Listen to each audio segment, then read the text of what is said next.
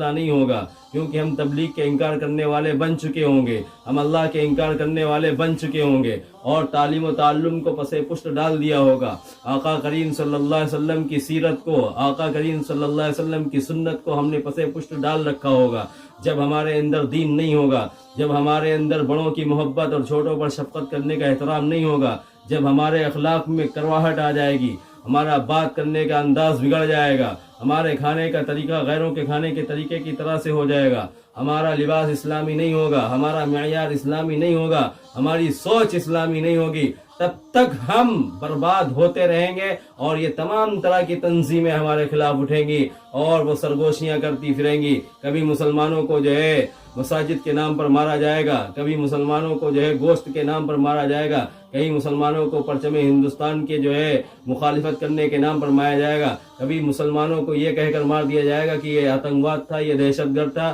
اس کو ملک ہندوستان سے محبت نہیں تھی، یہ فلاں ملک کی جاسوسی کرتا تھا، یہ فلاں جگہ کا ایجنٹ تھا۔ کبھی مسلمانوں کو داڑھی کے نام پر مار دیا جائے گا، کبھی ٹوپی کے نام پر مار دیا جائے گا۔ لیکن جب ہمارے اندر